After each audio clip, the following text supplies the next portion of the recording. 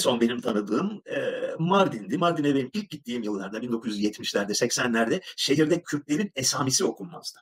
Kırsal alan çevre Kürttü. Şehir merkezi Arap'tı. Arap ve Arapça konuşan Süryani idi. Bayağı da sert bir zıtlık vardı bu ikisi arasında. Yani Mardin'in şehirli insanlarıyla sohbet ettiğin zaman "Yo, buraya biz Kürt sokmayız" gibisinden bir yaklaşımla karşı karşıya geliyordun. Hatta bu yüzden Kızıltepe kenti devasa bir büyüme gösterdi ve Mardin'den daha büyük bir yerleşim haline geldi. Kızıltepe ile Mardin arası 20 kilometredir.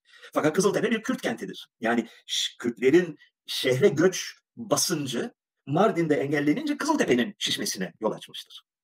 Fakat o duvar da yıkıldı ve bugün Mardin merkezde artık Kürtler bildiğim kadarıyla sayısal çoğunluğa sahipler. Aynı durum Diyarbakır. Diyarbakır şu anda %100'e yakın. %100 olmasa bile %80-90'lar oranında bir Kürt kenti. Van'da Kürtler çoğunlukta, açık farkla çoğunlukta.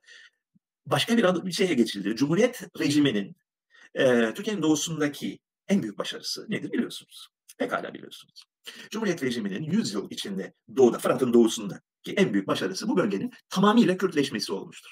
Yani daha önce Kürtler bu bölgenin unsurlarından bir tanesiyken, sayıca oldukça yüksek fakat sosyal güç ve imkanlar açısından taşraya sıkışmış, yani kırsal alana sıkışmış bir toplumken, bugün neredeyse homojen olarak kendi ülkelerinde e, ezici çoğunluğa sahipler. Bunun da doğurduğu bir takım sosyal talepler var ki bu taleplerin önüne geçilmesinin imkansız olduğunu düşünüyorum. Yani Kürtçenin o bölgenin resmi dili, resmi dillerinden biri, belki ikincisi fakat resmi dili. Yani isterseniz evinizde konuşun şeklinde değil, okullarda öğretilen, sokaklarda konuşulan, devlet dairelerinde konuşulan, yayın hayatına egemen olan dili haline gelmesi bence kaçınılmazdır.